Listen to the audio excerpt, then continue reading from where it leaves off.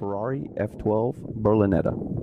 This is a new era for Ferrari, particularly a new era for their front-mounted V12 powered Grand Touring car. When this car came out in 2012 to replace the 599 GTB, it was revolutionary because it was the most powerful, fastest production Ferrari.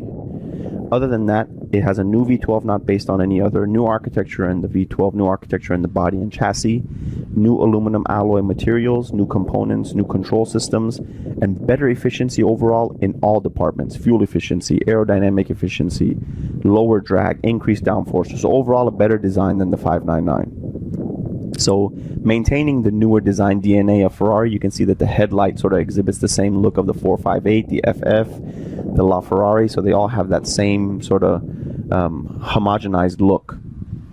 And one thing we appreciate is that the LEDs of this car, the daytime LEDs, not the turn signals are still individualized just like the 458. The daytime LEDs are solid bars. When you look at this car from the front, you see this sort of sinister look, and those solid bars really attribute to that. The active brake cooling system here, that flap actually stays shut during regular driving to lower drag, and they'll open as needed to cool the brakes off as you're driving. This car is equipped with 20-inch wheels stock front and back, 255 in the front, 315 in the back. And it comes with their latest iteration or latest generation of their carbon ceramic brake system. So this car has new aerodynamic features, of course spawned from wind tunnel design, sort of inspired by racing technology, this aero bridge that channels air through that little passageway. You get increased downforce, decreased drag significantly more than the 599. 599 had something similar, but it was in the back, by the back window. They had these little inlets, but this is much more drastic, and seeing the wind flow through there in an image of a wind tunnel is just gorgeous. You can sort of see the wind go through it, and it's just amazing to see that when they're testing it. So while carrying the title of most powerful, fastest production Ferrari ever made at that time, it's amazing that they maintain complete drivability and they maintain a very solid connection to their heritage. This car reminds me a lot of side profile of a 312P, or the back end looks like a Lusso or a 250 GTO. You know, so it has that sort of old side profile of a BB, but it's a brand new car. It's amazing. One thing I love is that 3x5 rear fog light, and I also really like the all LED brand new tail lights with a single tail light approach, which looks like all the new Ferraris will have. That 3x5 rear fog light also has the rear camera in it, but it's very F1 inspired. Those are the tail lights of race cars. So the exhaust exits are turbine inspired, so you can see those fins are kind of corkscrewed, so you get a turbine look. And of course they exit air from a 740 horsepower brand new V12 that has 509 foot-pounds of torque, 80% of which is available at 2500 RPM, which is amazing for a naturally aspirated V12. So let's listen to it.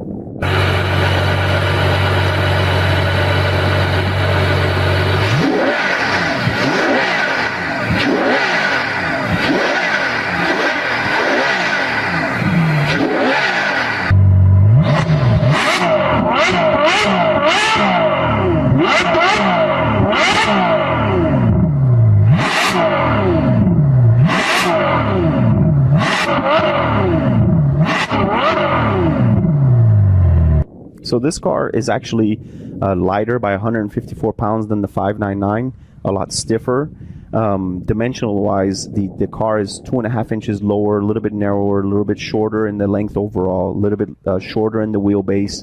And the engine sits a little bit lower and a little bit further back than the 599 to assist in the CG. So they've improved in everything that you would want to improve on the 599. So we'll talk about it, we'll drive and we'll go through the interior. Before we proceed, I want to take a moment to thank Global Motor Cars of Houston. They have a wide range of inventory they've opened up to us to provide you these reviews. They have newer cars, certified cars, exotic cars, custom cars, classic cars, luxury cars, daily drivers, SUVs. So they have a wide range that can cater to a lot of customers' needs. If you're interested in purchasing a vehicle or you find any vehicle in our reviews interesting, we ask you contact them at globalmotorcars.com. Alrighty folks, this is going to be incredible. We have an exceptional example of a F12 to go through, the interior full in detail. There's so much to talk about, being that this is a completely new car, and it's literally the most exceptional Grand Touring car that they've ever made. We completely agree with that statement.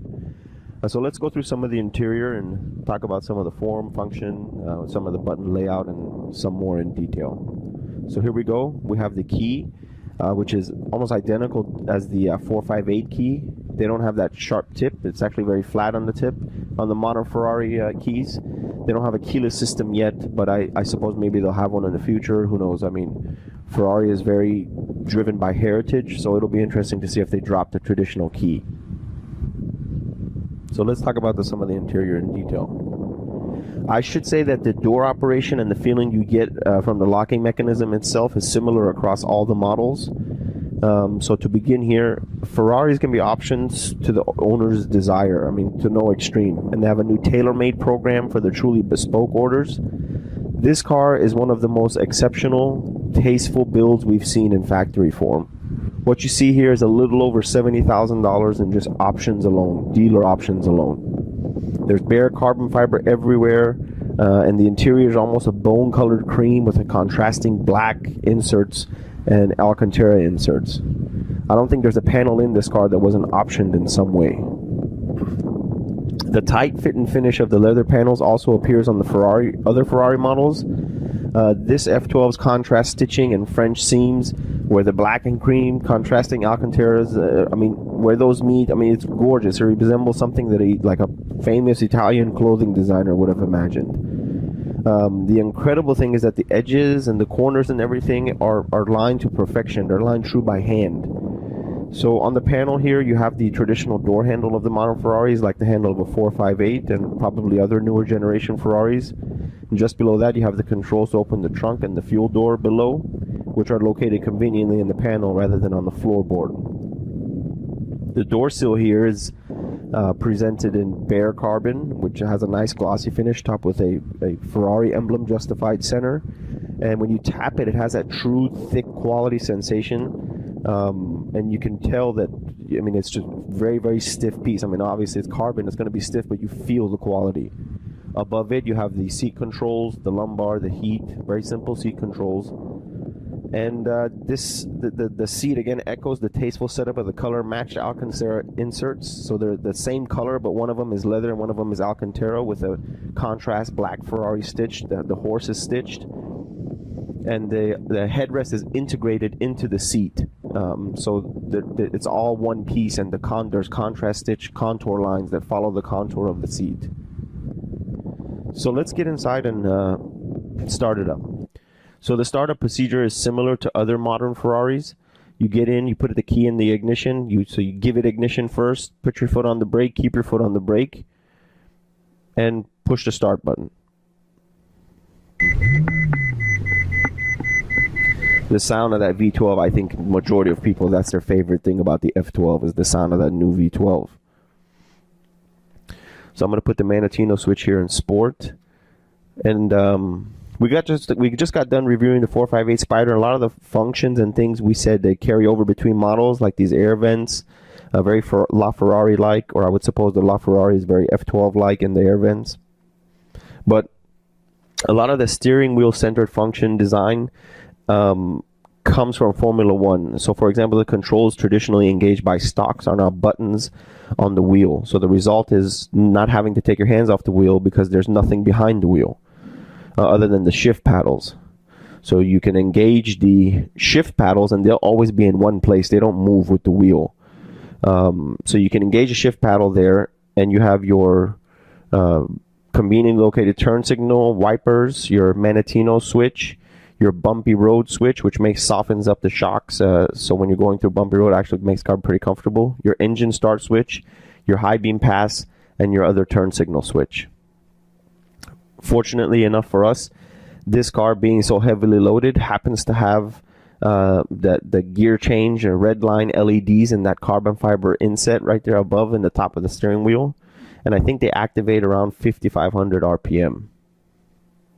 And they basically tell you when to change gears. So like the 458 that we looked at, the vehicle dynamic assistant panel is here off to the left. And I thought it was pretty interesting that the cruise control button is actually, it says pit speed, but it's really the cruise control button. So I thought that was pretty cool. And from this view, you can see the quality finish in the footrest metal panels and the footwell there, as well as a nice finish on the rim of that door panel speaker. But the four-way control on this VDA panel is there's an up, down, left, right button and a center mounted OK switch. Because this car has parking distance controls, right now it'll only let me dim it. But the navigation is the same as the 458. And opposite of that four-way button on the infotainment, you have a jog dial, which is moved up, down, left, and right to navigate through the infotainment.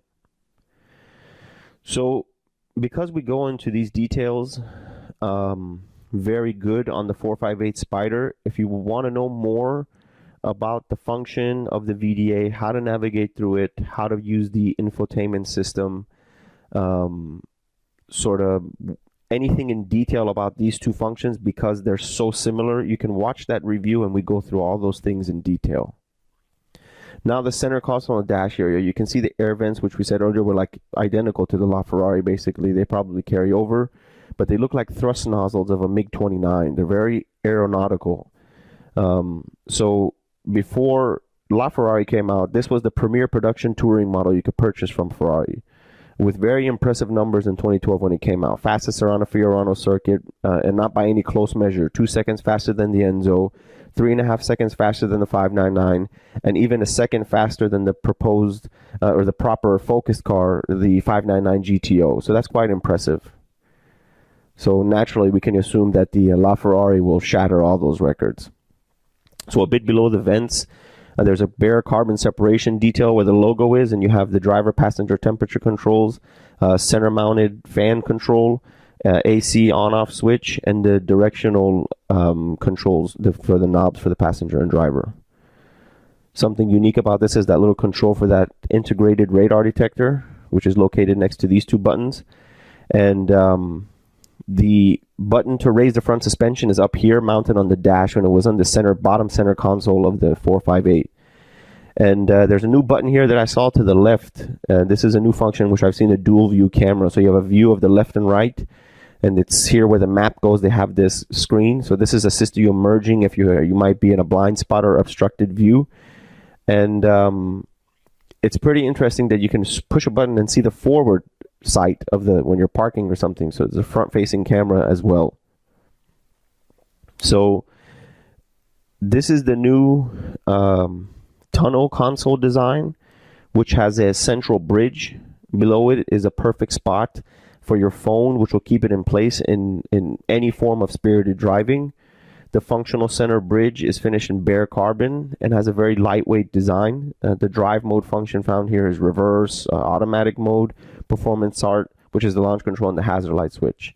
Behind all this, you have the window switches, and this is all, again, bare carbon in this case, and all functional and lightweight. Super stiff front and back. I mean, it's a very gorgeous line that follows through, and you can see right through the central bridge there. So here you have a 12-volt power supply. Next to that, a USB input that integrates with the infotainment system.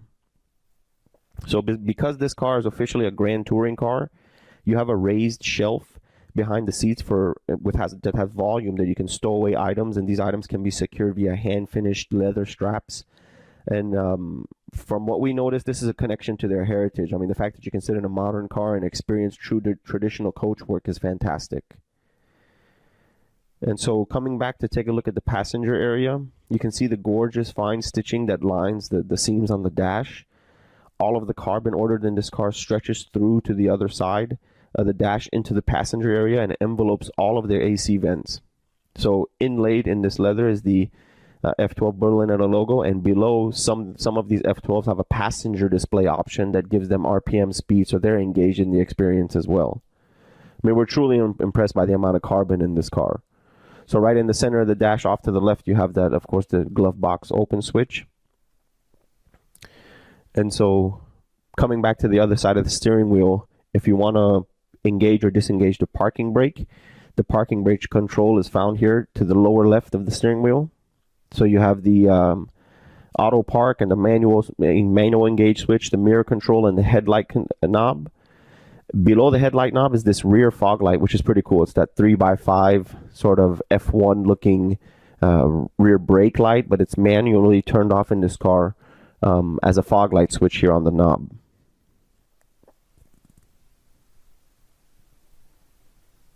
So going to the top stack, you can see the HomeLink system and the integrated radar detection system. In the main panel, you have the tow switch, the passenger airbag on off, the door unlock lock, the driver reading lamp, interior cabin lamp, passenger reading lamp, and your park distance control. So you can turn your park distance sensors on and off. And you can see that the roof is completely finished in gorgeous black Alcantara. So just to reiterate, there's nothing really different about the VDA of this car and other models like the 458. But essentially, the VDA is where you want to go to display information about the current status of the components of the car, or components of the vehicle dynamics for that matter. This would be things like temperatures, levels, settings, lap times, things like that. Like where is the E-Diff in its maximum setting? So things that you would need to drive the car spirited or normal, you can set up in there, and you can completely set up the car, the LED lights. Any other setup in the car can be done through the VDA system as well. So we go through that in the 458 review. So if you want to know more about the VDA or the infotainment of this car, watch our 458 Spider review. It's pretty cool that you can actually put manual gauges, but analog gauges, but they're digital. So the radar detector display is right here above the mirror. So I don't know if you can see that in the other shot, but it's a little display there. The controls by the wheel, steering wheel, but this is the actual display itself.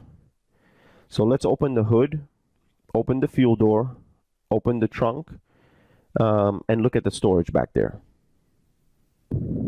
It's actually a very spacious trunk for a grand touring supercar with 700 plus horsepower. 700 horsepower club is a very, very exclusive club.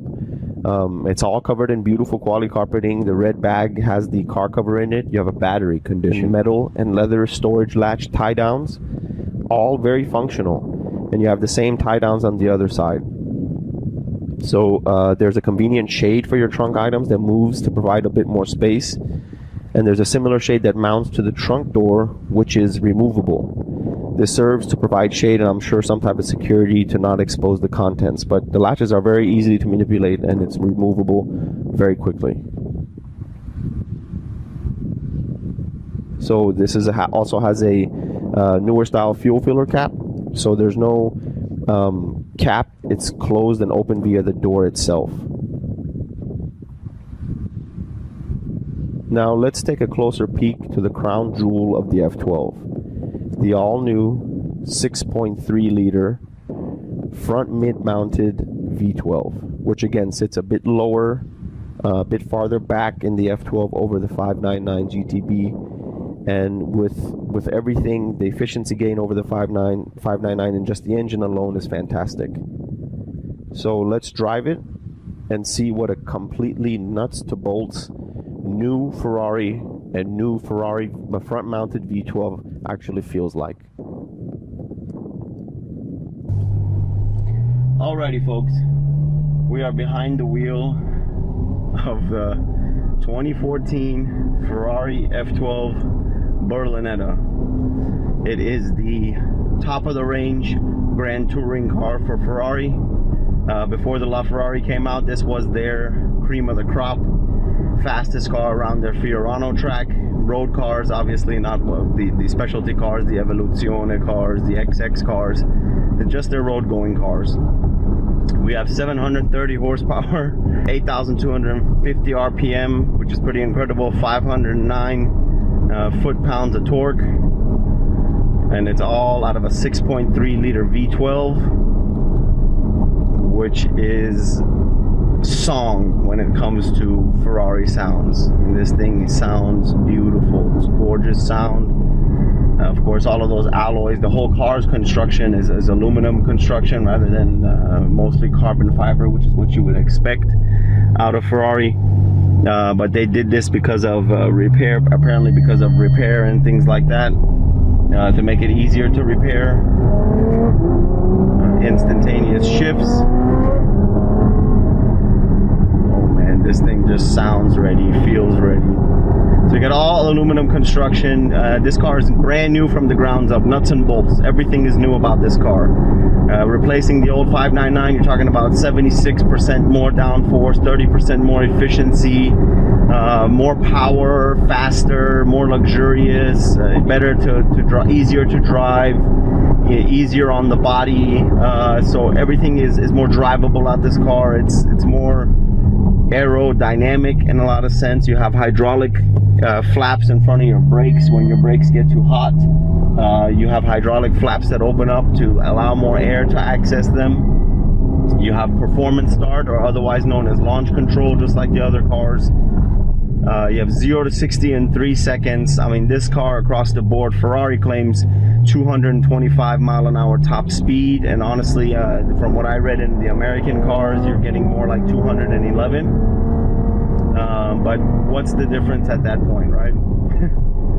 The double clutch transmission in this car has shorter gear ratios because of all the power. It's the most powerful car they made, again, up until the LaFerrari, so there was a lot of things they had to do different. But other than that, I mean, this car is very drivable. I don't get the immediate sensation that I'm driving the fastest car that I've ever driven in my life, which honestly, for our reviews for maybe a year or two coming, this will be the most powerful, the fastest car that we've ever tested. It is an absolute dream and opportunity that we are very appreciative of, that Global Motor Cars gave us this car to review. So you get very nice throttle blip rev matching downshifts when you downshift, and we'll open it up here in a second to see how that V12 sounds at full song. All of the AC vents here, it's so nice. They're very aviation oriented, so they can sort of point anywhere, and very easy to use, very easy to modulate. Everything is pretty ergonomic. Let's open it up here and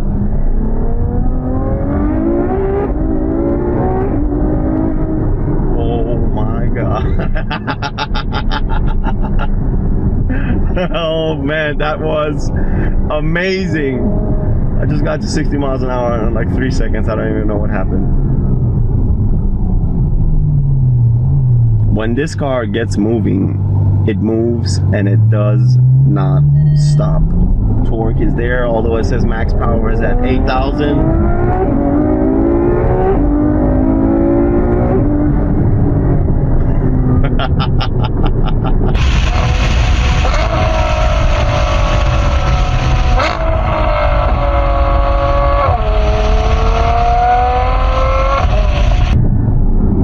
You're talking about a car that's faster than the Aventador, more exciting to drive than the Aventador, all around more classy than the Aventador, but the Aventador does have doors that go up. Amazing! Wow, the handling on this car is ridiculous.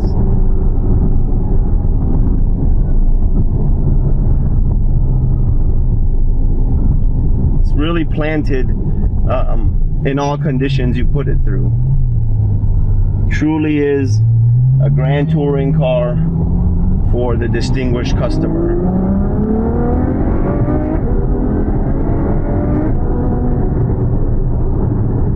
Beautiful downshifts.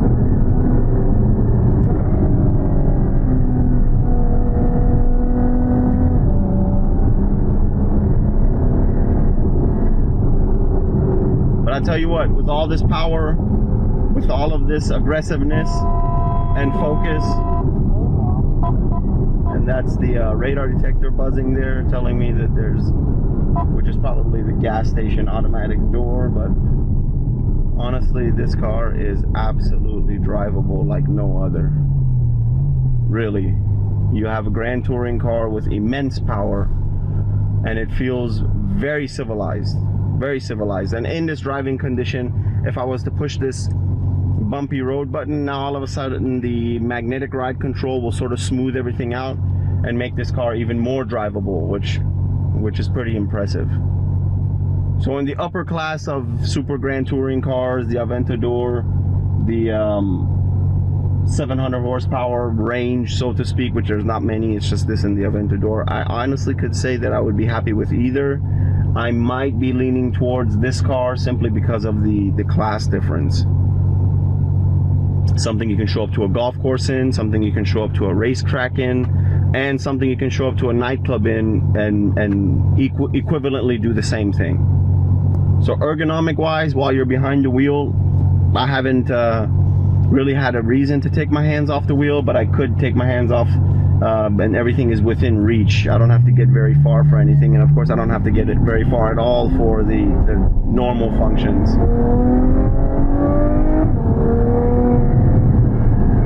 I mean, this car makes amazing sounds, feels fantastic. The torque is outrageous.